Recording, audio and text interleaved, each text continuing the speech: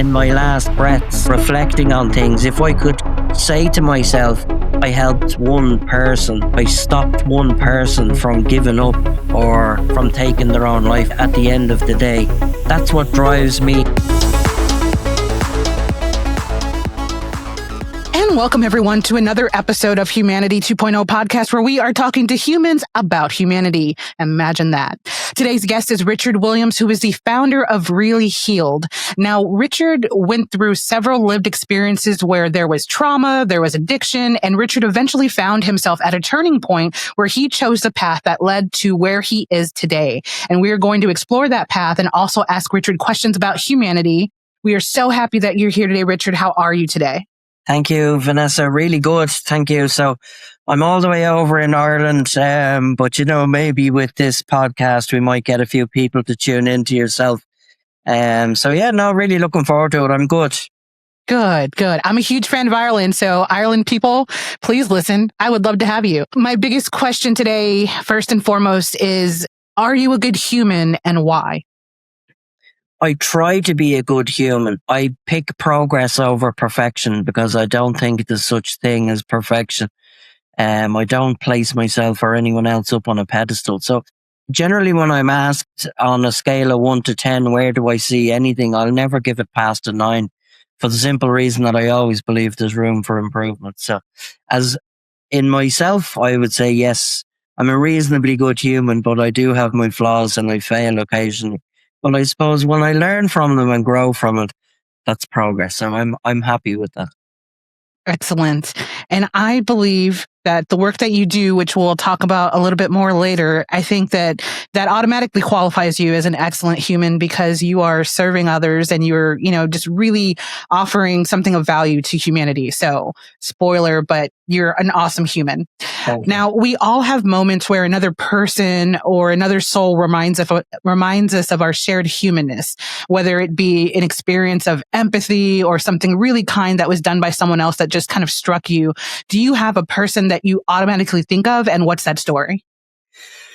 So I had a gentleman that helped me years and years ago, and I was struggling with addiction at the time. I was just tethering between trying to get sober and clean and start to behave myself. And he kind of done me a favor, I turned up to use the service that he worked in, and he went above and beyond for me. And there was no real reason why he would do that for me. And I was a bit taken aback by it.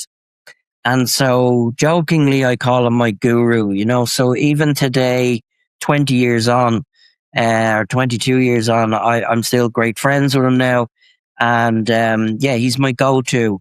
And he's a little bit like myself, where he's very real. He doesn't give me fluff. There's no cotton wool. He'll give me the truth between the eyes, whether I want it or not. But that's what I need. And I know that that's what I need. So that would be my go-to.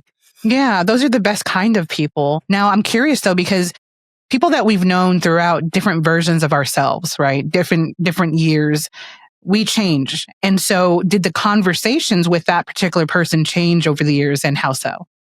Yeah, definitely. So I suppose it was a worker-client relationship at the start. Shortly after, I went off and I went into residential treatment for a long time, came back out, went to college, and coincidentally, if that's what you want to call it, crossed paths with him again. But I was coming in as a professional, so I just come out of college after studying addiction studies, and I arrived down to a particular service and was going in to see would they potentially have a place for me to go in and do some time for work experience, as I just finished college or was finishing up in college. And when the door opened, it was himself standing there. So we then became work colleagues. We then became close friends. And so I suppose I get a lot more truth out of him now than I used to in terms of directed towards me, So, he's not afraid of using a few expletives or a few not so soft words, but in the most loving way. And I think that's something I'd like to touch on later on is a little piece about love. I would love that as well. Did you see anything different in him working with him as a colleague? Were there any imperfections that you saw or any like really great things that you saw in him when you were working alongside him? Loads of different characteristics. So he was an open book, flaws and all. He had no problem opening up and sharing his own lived experience with me, his upbringing, where he'd come from, his own journey. And I thought it was, so I suppose when I went into work there, first he would have been my boss. He was able to work with me and teach me and guide me and help me and support me, but again in a very friendly and open way. And there was no blurring of the boundaries in terms of professionalism. But he showed me that people do care, and that it doesn't have to be very black and white in the workplace, that you can be a bit more relaxed and a bit more open and a bit friendly with each other. And that was okay. I suppose previous to that, Vanessa, I had tried to hide an addiction. I was a functioning addict. So I always kept up work and things like that. And, so I was wearing a mask all the time and had my guard up the whole time so that people wouldn't see what was really underneath. And, getting clean and sober was definitely a huge part, but learning to take the mask off and being comfortable with being myself, warts and all, was a huge turning point for me. So it had a great impact.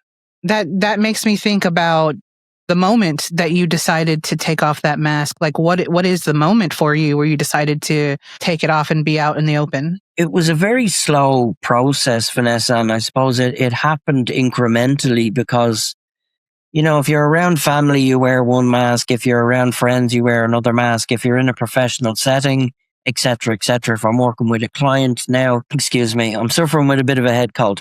But so we can tend to wear different masks in different settings depending on the environment. And it was learning that I didn't actually need to wear a mask anywhere. So, in that scenario, I suppose in the work setting, I learned to be able to take my mask off there. But then I learned as I progressed that, I can take my mask off when I'm in public. I can take my mask off around friends. I don't need to be hiding behind a certain persona or have a wall up, and that it's okay to be me. And I think that again ties into the self-love piece. It's okay to be me. I don't need to be faking anything. You hear the expression, fake it till you make it. But you don't have to. You can just be yourself. I think that you are totally correct. We definitely wear different masks for sure. And sometimes we could get carried away in them. We might leave them on longer than we think. We get used to being a certain way, and then maybe we take that home and we're still that way for a while. So it's interesting to define, like, where is the boundary of where you become, your home self versus your work self? And then why are there even two to begin with? Why wouldn't you just be yourself anyway? Right. So I believe it comes from what way you were brought up in childhood, So again, on paper, I had quite a privileged upbringing. So, there was table etiquette and, you couldn't have your elbows on the table and you had your cutlery laid out a certain way and you had to behave a certain way. And that was all instilled into me. And you're told that's the difference between right and wrong, or you're told to act a certain way. I would have heard as a child, children should be seen and not heard. So you couldn't express yourself. You couldn't be open. You couldn't be yourself. I mean, so that in itself was a type of mask. So from a very young age, all of us, regardless of our background or where we came from or what that looked like, to some description or another, we were wearing a mask. And then as we, I suppose, grew, that begin to change. You go to school, you behave a certain way. You play with your friends, you behave a certain way. There's certain family coming to visit, you behave a certain way. So, it's ingrained in us from a young age, and then learning to try and take that away, it can be a huge piece for some people. Mm-hmm. Today's society often judges what it does not understand. Big shocker, right? What can you tell us about what we don't understand about humanity in Ireland? The Irish people as a nation, everybody thinks they know the history. And to some degree they do. But the piece that's missing is that we get lumped in with everybody else. And I'm not big on pushing ethnicities or racism or anything like that. You know, I sat on a course a couple of years ago, and a lady said, "This course was developed for all you white colonials." Mm. And I sat there thinking, I'm not colonial. I'm Irish. And it made me really think about what it was to be Irish. You know, we don't use it that often, but we have our own language. We have our own culture. We were colonized instead of being colonials. We have our own art, our own music, and still have a lot of old traditions. We have our own sports, you know, so Gaelic football or hurling. So the Irish are always known as being very friendly and open and loving a good laugh and things like that. We're also notorious drinkers and things, but you know, to be Irish is not the same. It's not the same as other white people or other Europeans. We have our own culture. And that gets missed a lot, I think, you know, and I think that's unfortunate. And you know, I think what makes Irish different to other people is that piece. And actually the book I wrote is called Shadows of the Past, which is about Irish history and intergenerational trauma or epigenetics, how we have an inherent trauma from what happened in the past. So we were colonized, we were taken over by the Vikings, by the English, you know, by the Normans, and then we had a famine. So there was a consistent piece of multiple layers of trauma that happened there where we were so pressed for so long. And you generally wouldn't find anybody complain about it or even bring it up. But I think that's part of Irish culture as well. It's like, gosh, you don't need to talk about that, you know, don't mention the war, you know. And that's okay, but that's what makes us as a people, I suppose. And, you know, when I look at the United States, for example, and I see so many Irish and multiple of generations of Irish now, that was as a result of all those very things, you know. So we had a population of 8 million,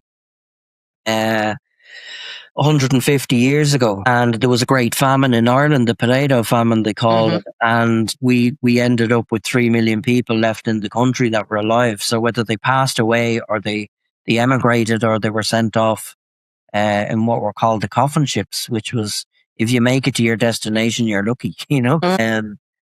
So yeah, and I think, you know, I have a lot of friends in the US and a lot of Irish connections, I suppose, you know. We have a bit of fun around it, you know. I've a friend in Boston, and he uses the Irish for his name for Michael, you know, and he says, "My name is Mihal," and I'm like, "Way you, you know, you're not, that was your great grandmother that was Irish. You're American, you know." Do the younger generations in Ireland still embrace tradition, or is it kind of like slipping away a little bit? It is definitely slipping away, and you know, Ireland is now a multicultural society. You know, 30 years ago, it'd be rare to see a foreign national of many descriptions in the country. I remember as a child going to London, and I was just bemused, amazed by all the different nationalities. And I thought, wow, this is like an hour on an airplane away. It's not that far away, and how different it was. You know, the Dublin we have today, for example, the capital in Ireland, is the exact same. We have every shop, we have every restaurant, we have everything you would see in any other country. You know, whether it be London or New York or wherever it is, everything is accessible. You know, I mean, there's nothing we can't order on Amazon here, and it's here in a day. You know, but we've really opened up as a nation. And so I suppose there was a little bit of a worry in that would we lose some of our heritage? And I think that was a great question, but I think what's happened is it made some people clamp down more. No, we need to hold on to our history and be proud of it and to be able to show to others. And I'm not sure when this will air, but we're only a week and a half away from St. Patrick's Day, which will be celebrated all over the world. Yeah, I hear that it's celebrated more everywhere else than Ireland. Is that true? It's a big celebration here. It's a bank holiday here. Everything stops. And generally every town will have some form of a parade and, the arts and stuff come out and the music and things like that. So I look at Ireland and then I look at the USA. I have a friend in Texas and you could probably fit Ireland in Texas. And there's probably more people in Texas than there is in Ireland. And I think people abroad sometimes forget how small it is. I can drive from the very tip of the north of Ireland to the very south in 12 hours. I can do east to west in probably 6. Yeah. So there's nowhere that I can't get to within less than a day of travel. And so in terms of numbers, yeah, it's definitely celebrated a lot bigger. I'm thinking of stuff that might come up on the TV of St. Patrick's Day in New York or something, and the big parades and all the fire brigade out and the ambulance service and the band. All the green beer and all that. Yeah, and I'm like, wow, look at the size of that, But Dublin City Centre will have, probably 10, 12, 13, 15,000 people there. We get a lot of visitors for St. Patrick's Day. Oh, I believe that. Yeah, 100%. I live in Texas, so okay. I can resonate with the driving takes hours upon hours to get out of here. Yeah. But, you can find just about anything in the state. I suppose when you've grown up in Ireland, your brain doesn't comprehend that scale really until you go and witness it, Can you tell us the why behind the work that you do and then tell us what you do? So I suffered a couple of different types of abuse as a child. And there was sexual abuse, which happened on a foreign holiday. And there was a lot of physical abuse and verbal abuse at home. And that grew into an addiction in my mid-teens and late teens up into my late 20s. I also experienced a suicide in the family. So my father took his own life. He was an absolute gentleman. He was a great man. The reasons he done it, I put it down to a moment of madness. I certainly wouldn't have taken my life over the circumstances that he done it in, but he did. And I was left a very lost and broken person and really struggled with life. When I was able to come through all that and come out the other side, I so deeply wanted to be able to give that back to others. It was an eye-opener to see so many other people struggle with all aspects of life. From a socio-economic perspective or life experience perspective, or both, and what that is and what it looks like. And it sent me on a journey. I was never academic and I struggled with learning. I have dyslexia. And so I really struggled with that stuff. But what I realized was, and again, the joys of modern technology today. So on the start of my journey of turning my life around 20 years ago, I found a piece of software, CD-ROM, you put into your computer, and it was called Drag and Dictate. And I could put a headset on and it would type. So all I needed to do was talk and it would do. I thought it was doing the work for me. So when I thought I could never go to college because I never finished school, I thought it was an impossible thing at 30 years of age. And within 7 or 8 years, I had 2 degrees and a master's. And I was a bit stubborn and I still had a bit of a rebellious streak in me. So when somebody told me I couldn't do something, I wanted to do it to prove them wrong. And so that being mixed together, it started off volunteering in a homeless shelter. I had a sales job. I was doing okay. The money was okay, but I hated the job. And somebody kept asking me to volunteer in this homeless shelter, which I didn't really want to do. Or I thought I didn't until I said, if I just go once, they'll stop asking me, and I'll tell them I didn't like it. But I went and I loved it. And, I didn't realize the ins and outs of what homelessness looked like. I met every walk of life, lots of different people from different nationalities, different backgrounds, and heard lots and lots of different stories. You know, we have a stereotype of what somebody that's homeless might be, and it was a very different experience for me, and I thought I really liked this. And so that grew into going to college and studying homeless intervention and prevention and addiction studies and things like that.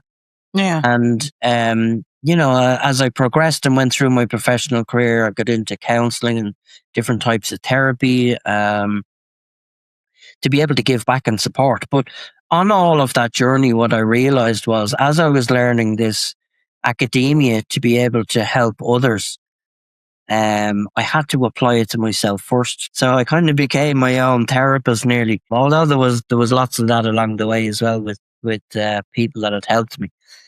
And so today, I have a company called Really Healed. We give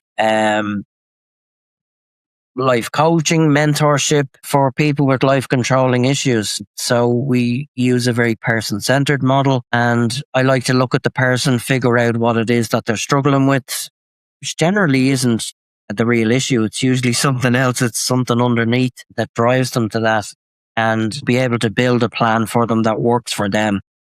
So I worked in lots of different organizations that this is our method and this is what you have to use. I suppose whilst I worked for different organizations, I realized everybody's different, which fits exactly into this podcast with Humanity 2.0. We're all different. We all have different life experiences, and what might work for you won't work for somebody else. So to be able to keep an open mind with that, and there are times where I'm well able to put my hands up and say, maybe I'm not the right person for you, but I can advise you where to go here and give them the support with that. So I used lots of different tools. There's lots of trauma healing, bits of talk therapy, lots of breath work, all the different holistic tools that are available. And I do hypnotherapy as well. So it's reasonably well rounded for most life controlling issues. Do you ever think about what motivated you to consistently hold space for other people and to help them? Yes. I'm kind of... My father's business was classic and vintage cars. So I grew up in a garage.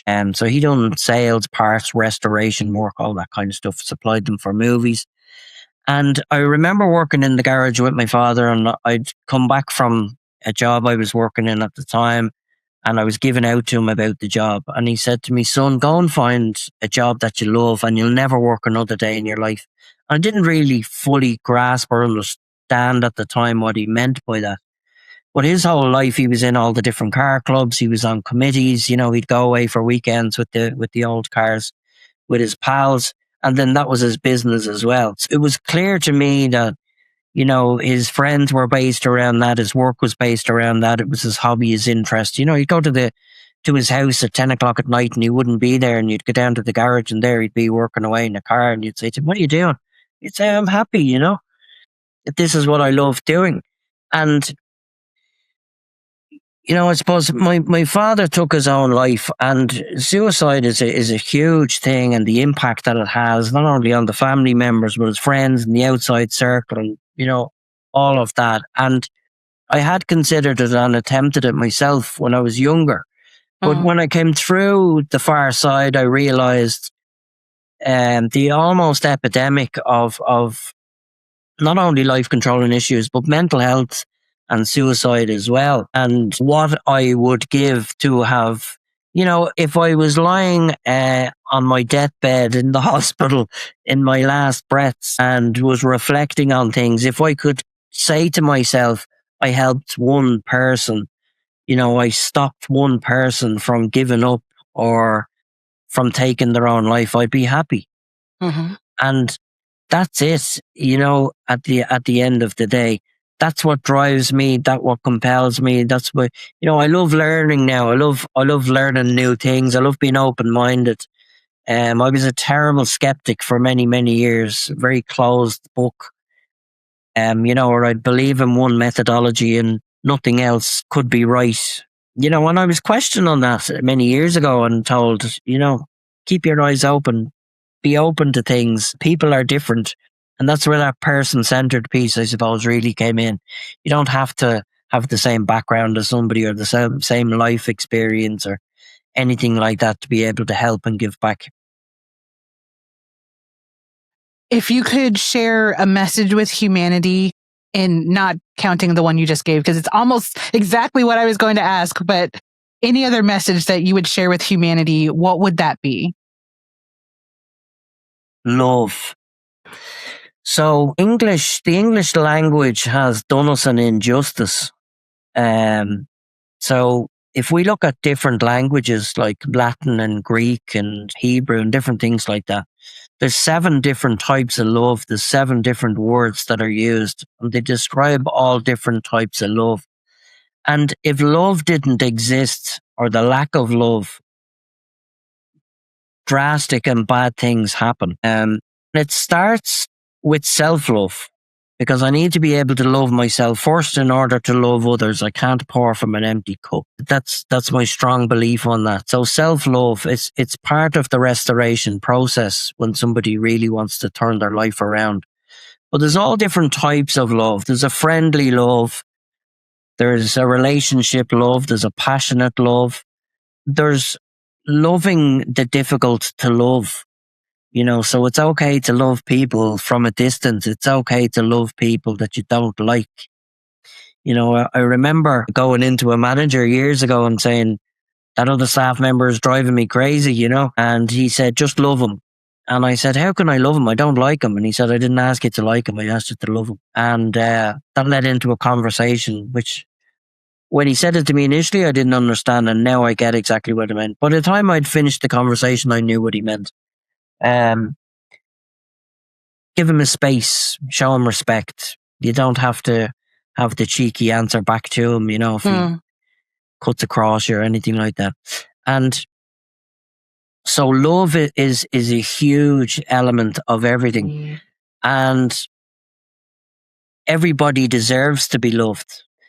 I come across a lot of people that really, really struggle with love in loads of different ways. If I'm doing a piece of work with a single mother and she said, I haven't got time to do anything for myself. All I focus on is my 2 children. I really, really love them, and that's all that matters. And I'd say, well, do you do anything for yourself? Is there any self-love there? I haven't got time for that. I'm too busy. And, I would say to that, you can't pour from an empty cup. You have to be able to love yourself in order to love them. If you took a 2-hour break and went and got your nails done, or you went and got your hair done, or you went and gave yourself a little pamper treat, or you allow yourself a couple of hours to be able to switch off or go and watch a movie with your friends, how much happier would you be? And how much of an effect would that then have on the children, because you've spent a bit of time on yourself as well. So self-love is hugely important in order to be able to show love to others. Even in terms of, I suppose, forgiveness and things like that. Forgiveness isn't for the other person or to let them away with something that they've done to you. Forgiveness is for your benefit, so that I don't have to carry that baggage around with me. Somebody's done something to hurt you or something that has left you in a bad place. It's not a religious thing or a spiritual thing, although, in a lot of those areas, forgiveness would be a big topic. But for everybody, for humanity, forgiveness is so important for ourselves, so that we don't have to carry that baggage around with us. And part of that is learning to love the other person. We don't have to like them. We just have to be able to show them that piece of love. That's a compassionate love, as part of the forgiveness journey. Can you tell everyone where to find your work and where to find you on social platforms? Absolutely. So my website is reallyhealed.com, and I'm on TikTok, Facebook, Instagram, YouTube, and LinkedIn. I think basically all of them under Really Healed. Thank you so much for sharing your experiences and your work with us. The fact that we found each other on, what was it, Facebook, I think? You reached out and I was like, who is this cheeky fella? So I'm so glad that we got to meet. Absolutely. and share your perspective. It truly was an excellent experience, and thank you for all that you do. We'll be sure to list your website and anything else that you've gone over on the description. We'll put your links in there so everyone can find you. And I look forward to having Ireland also hear Humanity 2.0 and hope that we'll build this international humanity community. So thanks so much for being here, Richard. Vanessa, if nobody told you today, Richard the Mouse Williams loves you. Thank you. And for the rest of you guys watching and listening, thank you for being part of this Humanity 2.0 episode. We'll see you next week for another wonderful episode. Take care and don't forget to be good to other humans. Humanity 2.0 podcast is brought to you by Vanessa the Vivacious Productions. Want to be a guest? Visit the link in the episode description for future guest opportunities. Ready to podcast like a boss? Join Podmatch and begin your Podmatch journey via the link also listed in the description. Subscribe to Humanity 2.0 podcast on Apple Podcasts, YouTube, Spotify, and more. Follow and help support the show by buying Humanity a cup of coffee via buymeacupofcoffee.com/Humanity 2.0 podcast. Above all, don't forget to be good to other humans. See you guys next time.